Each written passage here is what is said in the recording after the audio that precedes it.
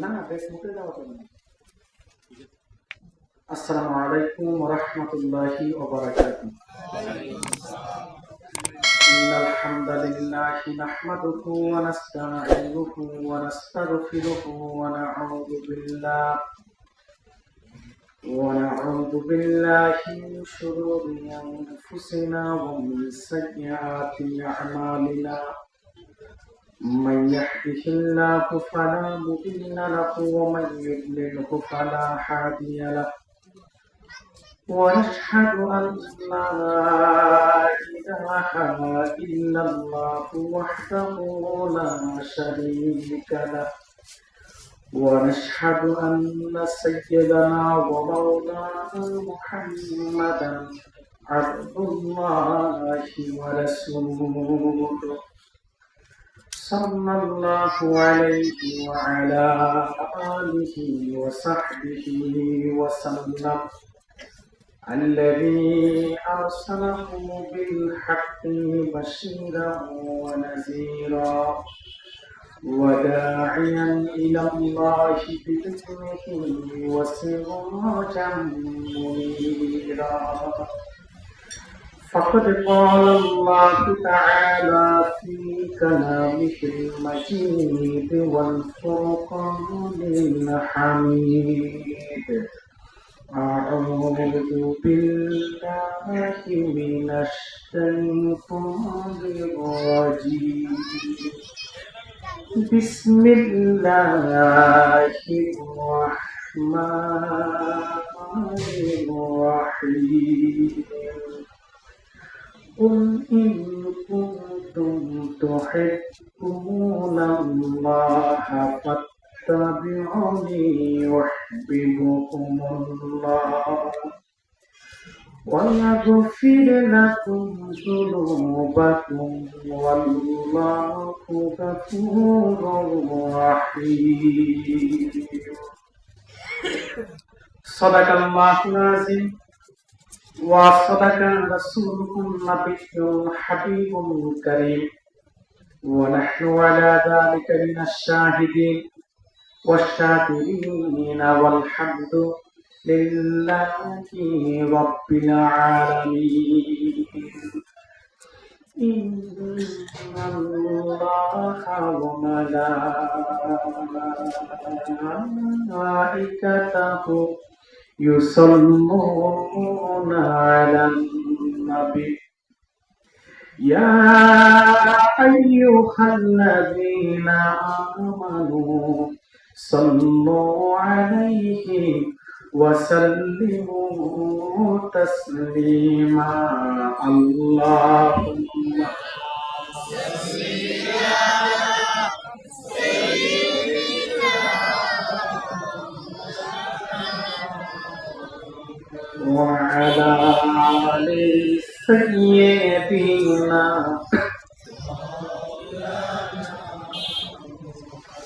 محبت زبان খুলে পড়ুন আল্লাহুম্মা সাল্লি আলা সাইয়্যিদিনা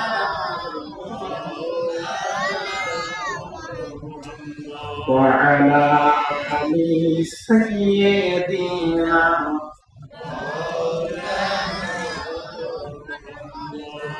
মদিনা মদিনা मोमिनों की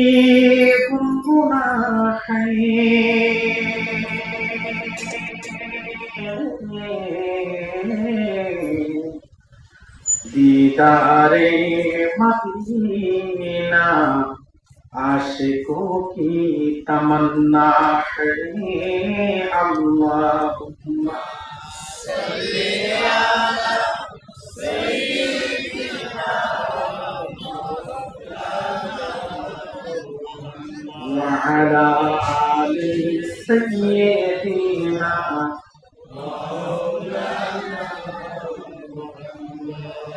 मदीने की हवा से जन्नती बू आती है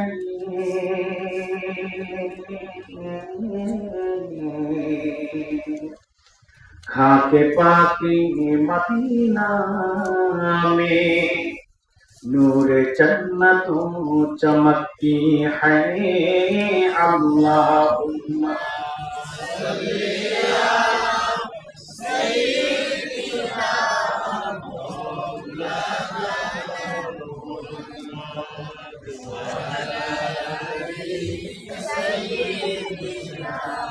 मौलाना बलगल उला बिकमालिही कशफत बिजमालिही हसनत जमिया बिसालिही सल्लु अलैहि रसूल हमारे भालोबाशा रसूल हमारा आशा रसूल हमारे प्रेम বিরহে মূল আলোচনা রসুল আমারে কাজে কর্মের অনুপ্রেরণা বলগাল উলা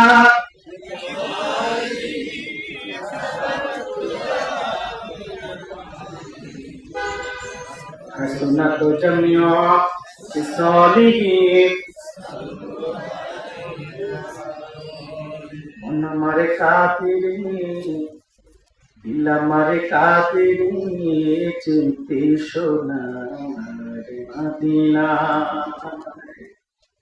मन हमारे कातिरे दिल हमारे कातिरे चिंते सोनारे मदीना ওই মদিনার পথের ধুলি জোড়ায় মন বেদনা বলগাল উলা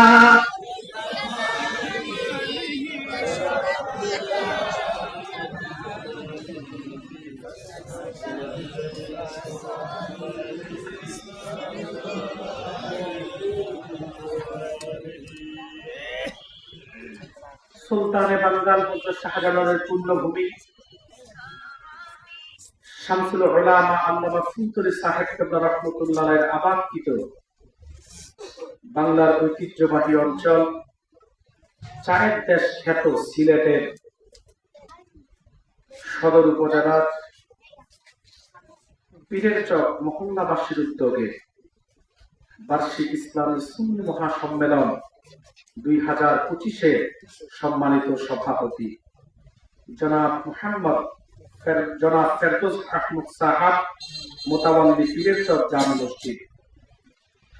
আজকের যিনি প্রধান অতিথি আল্লামা ফুলতলি সাহেব কেবলার সুযোগ উত্তরসূরি মাসিক ফরওয়ানার সম্মানিত সম্পাদক হযরত মাওলানা রেদওয়ান আহমদ চৌধুরী সাহাব বারাকাল্লাহু ফি উমরি, হাজারাত উলামায়ে কেরাম, তোলাবায়ে ইলজাম, দূর কাছ থেকে আগত ইসলাম প্রেমিক, কুরআন প্রেমিক, নবী প্রেমিক আমার ইমানদার মুসলমান ভাই বন্ধুগণ, বাবার বয়সী পরম শ্রদ্ধেয় মুরব্বী বাবাজিরা, তারুণ্যের উচ্ছ্বাস উদ্দীপনায় ভরপুর অন্যায় ও অসত্যের বিরুদ্ধে বলিষ্ঠ কণ্ঠস্বর আমার কলিজার টুকরা যুবক ভাইয়েরা, বিভিন্ন স্কুল কলেজ ইউনিভার্সিটির ছাত্র বন্ধুগণ, রাজনীতিবিদ, শিক্ষাবিদ, চাকরিজীবী, ব্যবসায়ী, বিভিন্ন শ্রেণী পেশায় কর্মরত কর্মজীবী ভাইয়েরা, ছোট্ট ছোট্ট সোনামণিরা, পর্দার অন্তরালে অবস্থিত অবলা সরলা সতীসাধ্যী দিনদার ইমানদার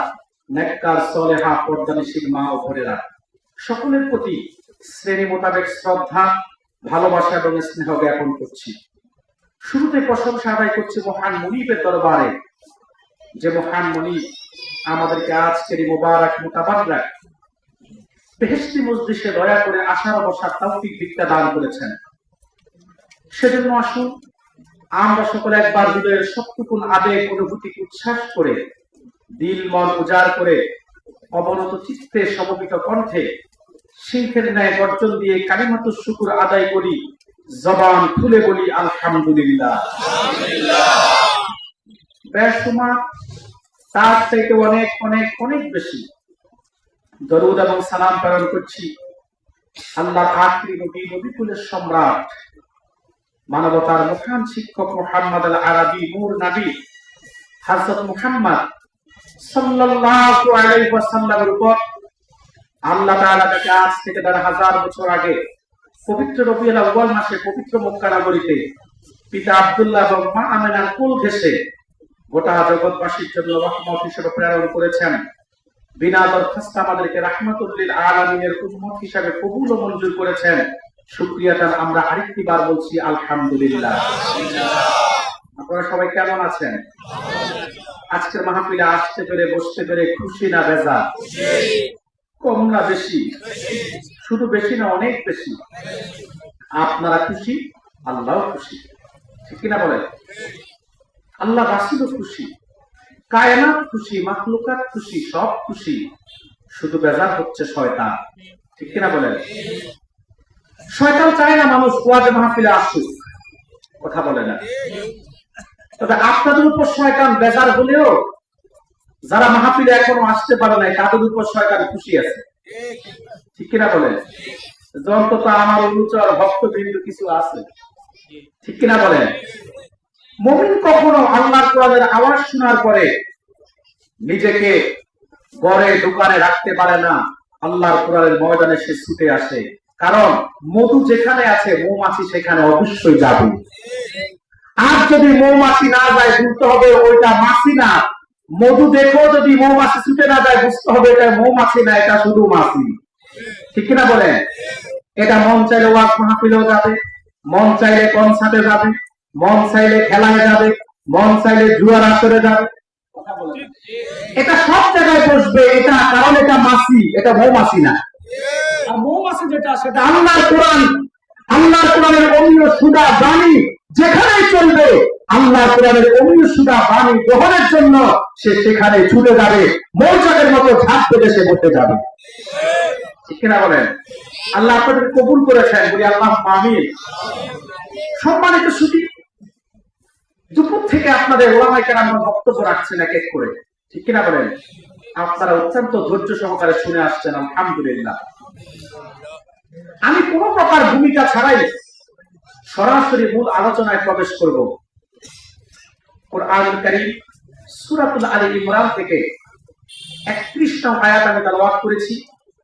তেলাওয়াতকৃত আয়াতের আলোকে মুসলিম বিশ্বের সুনির্ভরযোগ্য মুফাসসির মুহাদ্দিসদের দৃষ্টিকোণ থেকে বর্তমান প্রেক্ষাপটের আলোকে আমি কিছু কথা আপনাদের সামনে তুলে ধরার চেষ্টা করব। যদি আল্লাহ তাআলা দয়া করে আমাকে বলা এবং আপনাদেরকে শুনবার তৌফিক ভিক্ষা দান করেন, বলি আল্লাহ আমিন। তবে আমি আপনাদের কাছে জানতে চাই, আপনারা কি ওয়াজ শুনবেন না আওয়াজ শুনবেন? বলেন। একটা হচ্ছে ওয়াজ আর একটা হচ্ছে আওয়াজ। দেখবেন বক্তা 1.5 ঘন্টা ওয়াজ করে, না আছে কোরআন, না আছে হাদিস, না আছে ইসলামের ইতিহাস, না আছে মুহাদ্দিসদের বক্তব্য, না আছে মুফাসসিরদের ব্যাখ্যা, না আছে সমসাময়িক কোনো কথা, কিচ্ছা কাহিনী, গল্প, জারি গান, সারি গান, মুর্শিদি শান, কথা বলে না। এরপরে কে তালগা শুনছে, কে বর্দা শুনছে, এইসব বলে সময় পার করে, কথা বলেন। আবার অনেকে এখন ওয়াজ মাহফিলে শুরু করছে নায়ক নায়িকাদের বিবরণ বর্ণনা, কথা বলে না। কোন নায়িকার চেহারা কেমন, কোন নায়িকার বডি স্ট্রাকচার কেমন, কথা বলে না। এগুলো তো কোনো আলেমের মুখে শোভা পায় না, কথা বলেন। আলেমদের বাচন ভঙ্গি, শব্দ চয়নের ক্ষেত্রে সর্বোচ্চ সতর্ক থাকতে হবে। আর কিছু বিষয় আছে ওই বিষয়গুলো আলেমদের জবানে মানায় না, ঠিক কিনা বলেন? আপনি হয়তো একটু জানেন, হয়তো একটু দেখেন, ভালো কথা, ওটা আপনার ব্যাপার, ওটা আমাদের বিষয় না। কিন্তু এগুলো যে ওয়াজ মাহফিলে বলার বিষয়, সব মাহফিলে গেলেই দেখবেন উমুক নায়িকা শুধু এ নিয়ে পড়ে আছে। এগুলো ওয়াজ না, এগুলো হচ্ছে আওয়াজ, ঠিক কিনা বলেন? আপনাদের শহরের বুকে বসবাস, অত্যন্ত সচেতন মানুষ আপনারা।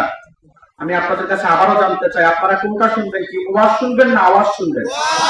আলহামদুলিল্লাহ। যদি ওয়াজ শুনতে চান, আমি দুটি জিনিস চাইবো আপনাদের কাছে, দিবেন? কথা বলেন না, ভয় পাবেন না, টাকা পয়সা। একটি হচ্ছে আপনাদের নিরবিচ্ছিন্ন মনোযোগ এবং ধৈর্য। দ্বিতীয় যে জিনিসটি চাই, আমার প্রতিটি কথা জবাব দিবেন সর্বোচ্চ কণ্ঠে। পারবেন ইনশাআল্লাহ? আলহামদুলিল্লাহ। আসুন আমরা আল্লাহর নামে 3টি তাকবীর দিয়েই আমরা আমাদের আলোচনা শুরু করি। এই 3টি তাকবীর দিবেন, নগদে 3টি ফজিলত পাবেন। 1, আপনাদের ঈমান তাজা হবে। 2, শয়তান থাকলে আশেপাশে দৌড়াইয়া পালাবে। 3, শয়তান যাদেরকে মাহফিলে আসতে দিচ্ছে না, আটকায় রাখছে, তারা অন্তত শিকল ছিঁড়ে ময়দানে আসার সুযোগ পাবে। তো এই 3টি উপকারের জন্য 3টি তাকবীর দিতে পারবেন? নারায়ে তাকবীর। আওয়াজটা মোটামুটি ভালোই হয়েছে, তবে শাহজালালের উত্তরসূরিদের আওয়াজ হয় না, ঠিক কিনা বলেন? শাহজালালের উত্তরসূরিদের আওয়াজ হবে এত তীব্র, এত প্রখর, বজ্রের চাইতে কঠিন, যে আওয়াজে বেঈমানের হৃদয়ে কম্পন সৃষ্টি করে দিবে, ঠিক কিনা বলেন? বাংলার সুলতান শাহজালাল তাকবীর দিয়েছে 800 বছর আগে, গৌর গোবিন্দের মসনদ ভেঙে চুরমার হয়ে গেছে। আপনারা জানেন গোটা সিলেটে এক সময় আধিপত্য ছিল গৌর গোবিন্দের, হিন্দুদের, ঠিক কিনা বলেন? সিলেটের প্রথম মুসলমান তিনি হচ্ছে শেখ বুরহানুদ্দিন রহমতুল্লাহ আলাইহি, ঠিক কিনা বলেন? গোটা সিলেট যেটা গৌর গোবিন্দের আধিপত্য বিস্তার ছিল, কিন্তু আজকে সেই সিলেট হয়ে গেছে বাংলার আধ্যাত্মিক রাজধানী। এটা একমাত্র হয়তো শাহজালালের অবদান। তো বাংলার সুলতান শাহজালাল জায়নামাজে করেই তো ইয়ামেন থেকে সুরমা নদী পাড়ে দিয়ে সিলেটে এসেছে, তাকবীর দিয়েছে, গৌর গোবিন্দের বিজটা ভাঙছে, মস্তক থেকে চুরমার হয়েছে, ঠিক কিনা বলেন?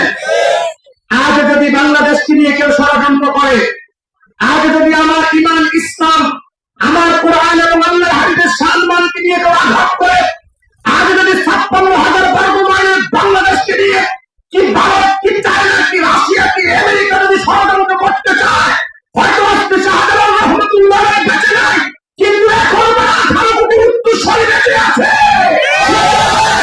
যদি আমার শাহজালালের ভূমিকায় তাকবীর দেয়, যদি আমারও শাহজালালের ভূমিকায় শাহজালালের উত্তরসূরি তাকবীর দেয়, বেঈমানদের বিজটা ভেঙে চুরমার হয়ে যাবে। একটা ষড়যন্ত্র সফল করতে পারবে না, পারবে না, পারবে না। তাকবীর, আল্লাহু আকবার, নারে রিসালাত, ইয়া রাসূলুল্লাহ, শাহজালালের তরওয়ার, আল্লাহু আকবার। সম্মানিত সুধী, তো শাহজালাল রহমতুল্লাহ এর মতো তাকবীর দিতে হবে, পারবেন? পারবেন?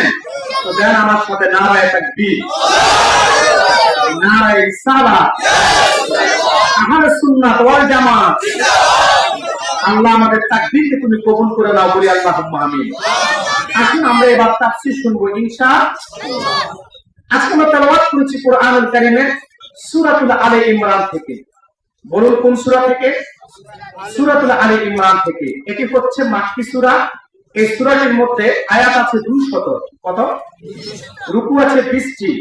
আমরা প্রথম দিকে 31তম আয়াতের আলোকে কিছু ব্যাখ্যা শুনবো ইনশাআল্লাহ।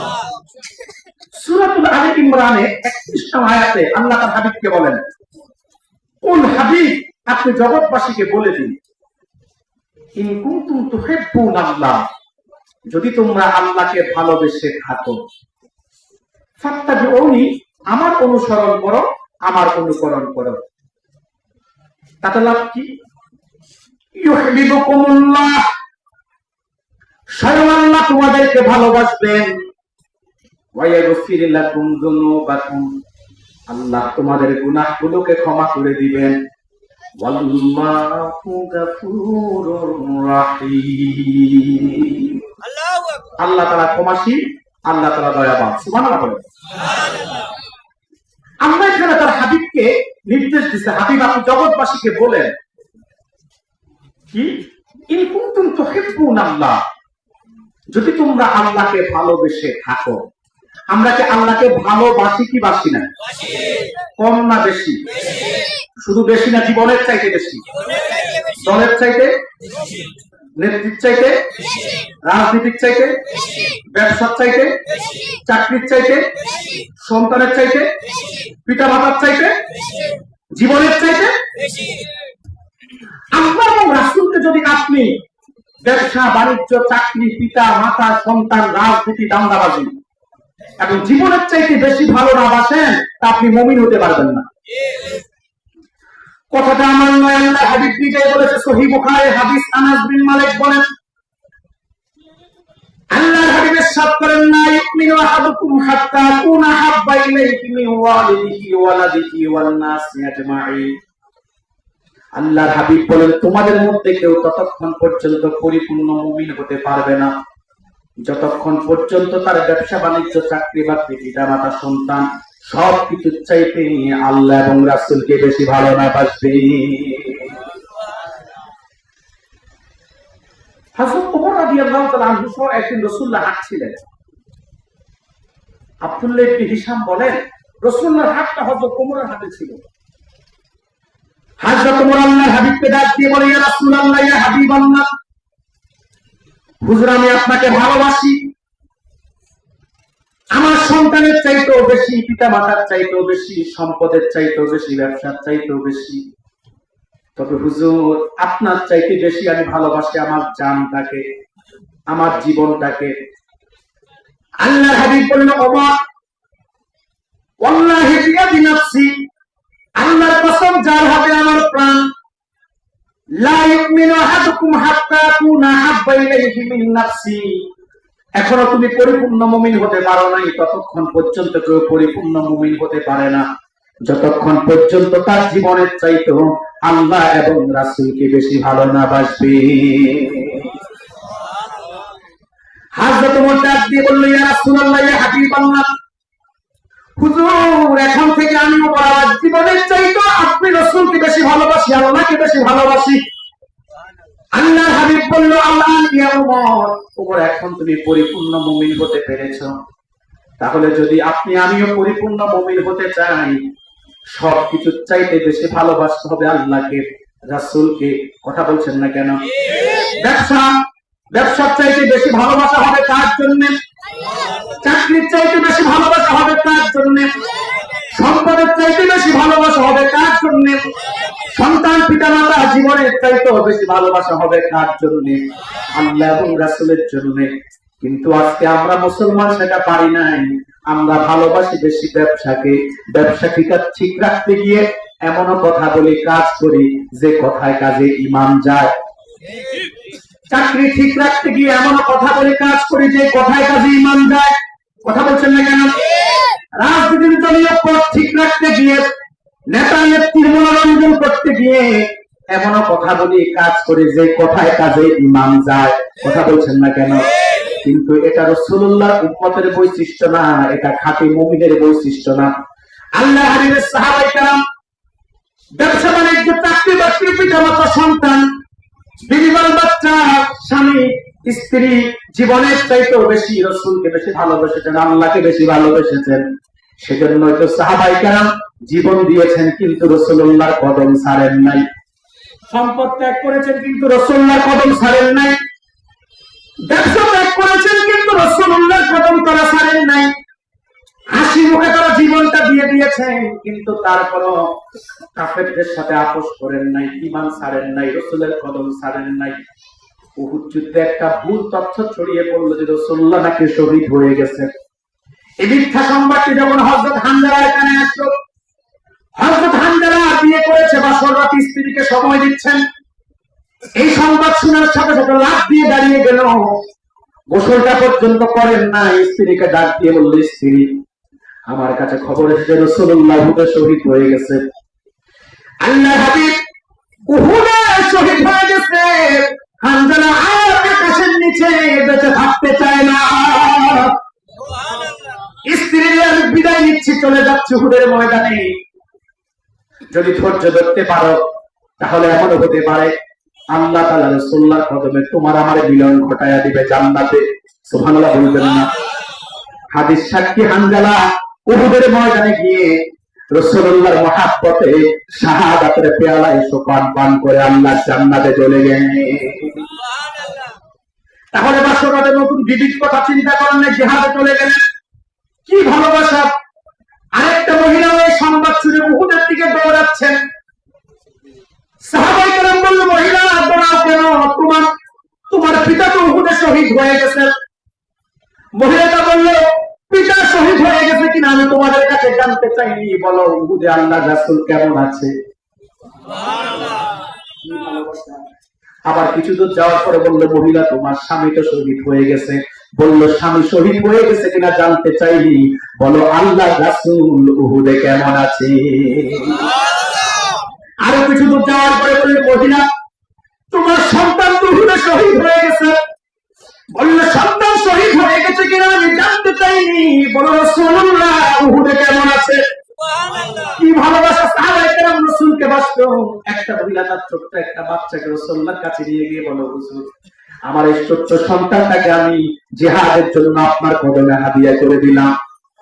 আল্লাহ হাবিব বললেন, মহিলা, তোমার সন্তানটা তো জিহাদের ময়দানে কোনো কাজে লাগবে না, না সে জিহাদ করতে পারবে, না তরবারি চালাতে পারবে, না সে কাফেরদের মোকাবেলা করতে পারবে।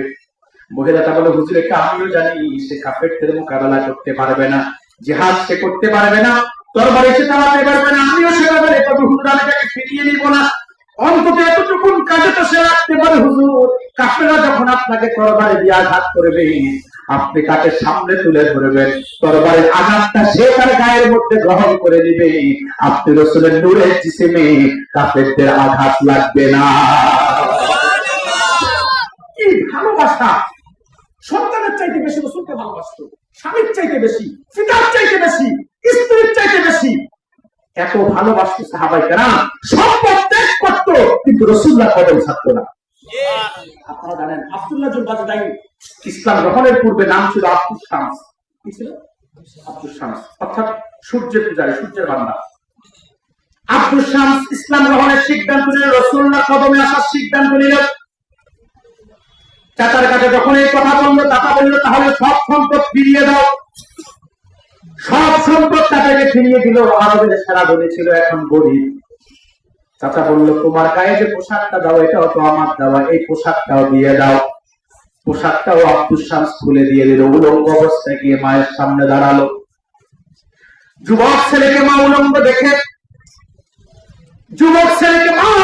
দেখে বলল, দৃষ্টিটা ফিরিয়ে ফেললো, আর একটা পুরাতন কম্বল ছুঁড়ে মারলো। এই পুরাতন কম্বলটাকে দিয়ে দেহটাকে আবৃত করে আব্দুস শামস রাসূলুল্লাহর কদমে চলে আসলো। দরবারে নববীতে আসার পর রাসূলুল্লাহ বলল, কে তুমি? বলল, আব্দুস শামস। কেন এসেছো? বলল, ইসলাম কবুল করতে, আপনার কদমে জায়গা চাই। আল্লাহর হাবিব বলল, তাহলে তোমার নাম আর আজ থেকে আব্দুস শামস না, তোমার নাম আব্দুল্লাহ। আরবের সেনাবাহিনী থাকা সত্ত্বেও এখন ইসলামের জন্য সব সম্পদ ত্যাগ করে গরিব হয়ে গেছে, একটা কম্বল মাত্র তার সম্বল। রাসূলুল্লাহর কদমে জীবনটা কাটিয়ে দেয় হযরতে আব্দুল্লাহ। তাবুকের ময়দানে আব্দুল্লাহ যখন ইন্তেকাল করে, সাহাবায়ে কেরাম রাসূলুল্লাহকে খবর পাঠালো। রাসূলুল্লাহ বলে, সাহাবীরা, আব্দুল্লাহকে গোসল দাও, কাফন পরাও, আমি নিজে তার জানাজার ইমামতি করে জান্নাতুল বাকিতে আমি নিজে তাকে দাফন দিব। আমি তাকে নিজে দাফন দিব। হাদিস সাক্ষী, আব্দুল্লাহকে সাহাবীরা গোসল দিল। কাফন যখন পরিধান করতে যায়, পরিধান করার মতো পুরো কাফন আব্দুল্লাহ নাই, এত গরিব, অথচ ছিল আরবের সেরা ধনী। আল্লাহর হাবিব বলল, সাহাবীরা, আব্দুল্লাহ যে কম্বল আছে, কম্বল দিয়ে তাকে কাফন দিয়ে দাও। হাদিস সাক্ষী, আব্দুল্লাহকে যখন এই কম্বল দিয়ে কাফন দিতে যায়, আব্দুল্লাহর মাথা রাখলে পাটা খালি হয়ে যায়, পা রাখলে মাথাটা খালি হয়ে যায়। আল্লাহর হাবিব বলল, সাহাবীরা, কম্বল দিয়ে আব্দুল্লাহর মাথাটা রেখে দাও। আর আরো একটা ঘাস আছে, ইচ্ছির ঘাস দিয়ে আব্দুল্লাহর পা ঢেকে দাও। আব্দুল্লাহ এই সম্বল কম্বল দিয়ে তাকে কাফন দিয়ে, ধনী সাহাবী, ধনী মানুষ ছিল, অথচ ইসলামের জন্য গরিব হয়ে গেছে। এই একটা কম্বল দিয়ে আব্দুল্লাহ কবরে চলে গেল। তাবুকের ময়দানে তাকে দাফন করা হলো। ভাইয়েরা, আমার এটাই বুঝাতে চেয়েছি না, সাহাবায়ে কেরাম আল্লাহ এবং রাসূলকে ভালোবাসতো, তবে আমাদের মতো না। আমাদের ভালোবাসার মধ্যে ভেজাল আছে, ফরমালিন আছে। আমরা মুখে বলে ভালোবাসি, অন্তরে ভালোবাসি না। আবার ভালোবাসলেও সেটা প্রকাশ করতে পারি না, কিংবা প্রকাশ করি না। কারণ আমাদের কাছে সন্তান খুব প্রিয়, আমাদের কাছে ব্যবসা খুব প্রিয়, রাজনীতি খুব প্রিয়, দলীয় পদ খুব প্রিয়, কিন্তু আল্লাহ হাবিবের সাহাবীদের কাছে সবকিছুর চাইতে প্রিয় ছিল আল্লাহ এবং রাসূল। হাসি মুখে জীবন দিত, কিন্তু ঈমান থাকতো না। কত নির্যাতন করলো কাফেররা হযরত বেলালকে। আরবের বিষাক্ত কাঁটা যুক্ত গাছ, বাবলা গাছের বিষাক্ত কাঁটা বেলালের মাথায় কুমাইয়া গেড়ে দিছে, তারপর ঈমান ছাড়ে না। মরুভূমির উত্তপ্ত বাড়ির মধ্যে বেলালকে উমাইয়া টানতে লাগলো ঘোড়ার সাথে বেঁধে। বেলালের হাড্ডি থেকে গোশতগুলো আলাদা হয়ে যায়, তারপরও বেলাল ঈমান ছাড়ে না। ইয়াসেরকে কাফেররা শহীদ করেছে, সুমাইয়াকে শহীদ করেছে। সুমাইয়ার লজ্জাস্থান দিয়ে কাফেররা ধর্ম পর্যন্ত প্রবেশ করিয়ে দিয়েছে। ইসলামের প্রথম শহীদ কোন পুরুষ না, নারী, নাম সুমাইয়া। তার তাদের সন্তান ছিল হযরতে আম্মার। আবু জাহেল নামক চত্বরে আম্মারের দেহের মধ্যে আগুন পর্যন্ত ধরিয়ে দিয়েছে।